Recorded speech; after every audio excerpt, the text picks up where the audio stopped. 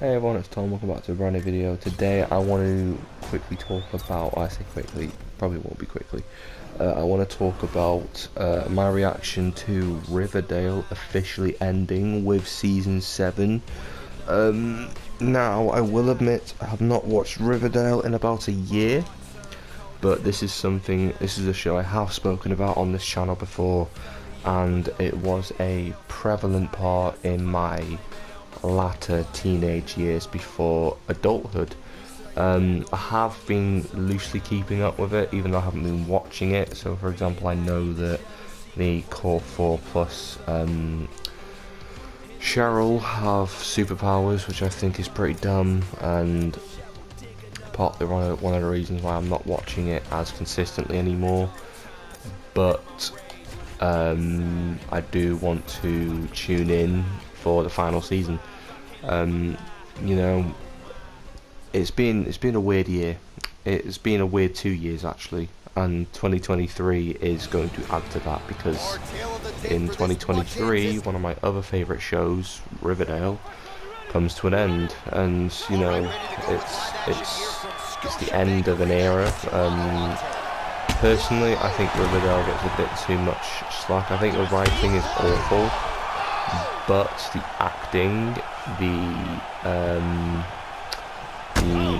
cinematography, the visual effects of Riverdale, I think are absolutely phenomenal. I feel like they have some of the best actors on TV at the moment. I seriously love the work of Cole Sprouse, KJ Apa, Lily Reinhart, Madeleine Petsch, Camila Mendes, Vanessa Morgan. I think they're absolutely brilliant, and I really do wish them the best of luck when they have to say goodbye to their respective roles. Now, in terms of what I'm hoping for after the final season, I really hope that these actors are able to give these characters a break. You know, whether they announce... The thing is, I kind of hope they don't pull a Andrew Lincoln route, and I can't believe I'm saying that because I love what they're doing with Rick Grimes and how they're making movies, but at the same time, it was exciting to basically have, you know, confirmation that we will be seeing Rick Grimes' character again. However, it's also quite like, is there much point in ending it? Is there much point in ending the show if they're all coming back anyway? I think the actors do need a good break from these roles. You know, I don't think any of them will die. I don't think that you see any of the core 4 die. Even though the stakes are high, I don't think they'd do it. Especially the whole end game like concept that's been teased since the start of the show. I think the series is going to end the way it began, if that makes sense. And I kind of hope so. I hope that the writing team really do give it their all for this final season, because they have created, in my eyes, a really good show. I think Riverdale is a great series. I just think that they've took some really stupid decisions over the last 6 years, and you know, soon to be 7. You know, but yeah. I'm still hoping for a Riverdale Telltale game. I think that'll be awesome. Preferably the TV show cast, but like I said, I do sincerely want them to have a bit of a break and try out some new roles. I think they're acting. You know, I personally wouldn't mind seeing the likes of Madeleine Petsch or Cole Sprouse in something like Euphoria. I don't think it would happen based on the demographic. Although Euphoria is clearly for adults, the role Madeleine Petsch would probably play would be quite similar to Cheryl based on the nature of both shows, so probably not Madeleine Petsch. But it would be nice to see the talent of the Riverdale cast and the hard work and the commitment to their characters. You know, transcend into other shows. I mean, personally, I'd love to see the likes of KJ Apa take a new role in the Walking Dead movies alongside Rick Grimes. I think that'd be amazing. You know, get Lily Reinhardt in, Cole Sproul. The actors are absolutely fantastic. I cannot praise them enough. They are so good, so good. They're quality performers, and honestly, I think that Riverdale is just the start of their tremendous success. And one thing I will really miss is just the chemistry between the Riverdale cast. As stupid as the writing is, you can tell, whether it be through behind the scenes clips on social media, or whether it be through, you know, bloopers, or just even on screen, the cast love each other. They are so close, they are so tight. You know, even if two of the main characters are exes in real life, they're still best friends. And that, you know, same with Charles Menton and Camila Men. Like, even if they are exes, like, they're so professional. They're so in love with each other, and I think that's what's absolutely wonderful. And I think that Riverdale is a rare occasion where you get a cast that close.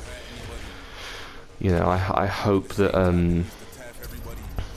I really hope that the cast and the crew are going to be, like, I hope they go out with a bang. I really do. You know, I think it would be absolutely tragic to end the show on a cliffhanger. I think they really need to start wrapping up loose ends. You know, big ones, for example, the whole Hiram business. I'm glad that Hiram's left. He was really getting on my nerves, but we didn't see a body other than dying, so, you know, you didn't follow the golden rule. Cinema is probably not dead. I hope we get some closure with the likes of like Archie and Betty and Jughead and Veronica. I really hope we get some of that closure. You know, whether it's another time jump and they all have kids, their journey starts off when they are, like, you know, I think that'd be lovely, but at the same time, you know, it is what it is, really. Yeah, Riverdale's officially ending. I'm still hoping that we see, I hope we now see more content based on the Archie comics now that the TV show is officially coming to a close, because I think the character of Archie Andrews, Jughead Jones, Betty Cooper, Veronica Lodge, they're all brilliant characters. They're such a cool and iconic settlement to pop culture. You know, I would love to see a Telltale video game based on these four characters. I'd love to see, you know, maybe an animated series, or God knows what. Just you know, create. You know, if we can have 1,000 versions of Batman, or 1,000 versions of Spider-Man, or whatever, why not have more versions of these characters too? Because, you know, Riverdale, as ridiculous as the writing can get, I think there's some lovely plot points they have that can be explored across multiple forums. You know, I would quite like to see someone do the whole asexuality storyline with Jughead. That was never done in the TV show. I feel like it was a massive missed opportunity, but at the same time, you know, when asexuality wasn't as heard of back in, you know, 2017 time, I think it was not a bad decision they didn't go down that route, but not necessarily a good one either. But now it is, now the LGBTQ awareness, you know, has reached its absolute highest. I feel like it's time to kind of branch out and do more things like that. I think it's absolutely necessary. And yeah, it will be quite nice to see more work from the cast in other superhero or comic book related franchises, but at the same time I just don't want to see any of them get typecast. Hence why I was like, maybe, you know, Madeleine in Euphoria, for example, would probably be a strong sign of a Cheryl typecasting, which I don't want to see at all. I want to see these guys do completely different things. Cole Sprouse, I really hope he continues to act, because it was, you know, he was contemplating, you know, retiring from acting, and then he booked Jughead Jones. I hope he still continues to act. He's done some brilliant things, you know, 5 Feet Apart being one of my all-time favourite love stories. You know, I hope we see some more from him. I hope for the final season we do see some returning characters. I'd love to see Skeet Ulrich come back as FP Jones for the final episode. I'd love to see, you know, Molly Andrews, Archie's mum. I'd love to see Hermione's mum. You know, just some nice returning. Don't bring everyone back, because no one in Riverdale's really. This is my one problem with the show. No one significant has died, besides Fred, which was only because of poor Luke Perry, dear Luke Perry. Like, that was the only reason that Fred was written out. So, you know, on that front, there's not been. Well, we've only really lost like secondary. Like, we lost Hal, we lost Clifford, we lost all these other characters and all. But at the same time, I feel like the stakes just haven't really been that high for Riverdale. Oh, we lost Polly as well, although same again with the whole didn't see the body, so, you know, probably going to be a plot twist of season 6 that Polly's still alive, unless the actress has fully quit the show and announced her exit, which I don't think she has. I don't think she's announced her exit of the show, but at the same time, you know, if nothing's been said, then nothing's been said. So yeah, I'm quite confident that the series is. I think the actors, the writing team, I personally feel like aren't really going to go much further after Riverdale. I don't really see anyone particularly going after the writers of Riverdale. I think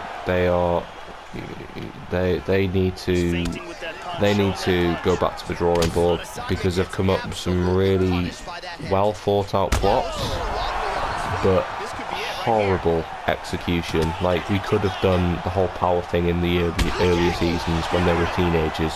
That would have made more sense than doing it just at a random point in the show. That would have made a lot more sense. Doing the whole supernatural thing, when at first it was never supernatural. Never once was it supernatural until season 6. I think that's just deliberate, trying to cross over with Sabrina. That was, I think, a pretty stupid idea. They should have just done that from the start, personally. Should have just done it from the start, and, you know, they're not going to now, so I'm probably not going to do it again. So I would say that the writers are probably done for, and I hope they are, because we deserve better. If the writers were, you know, take people that wrote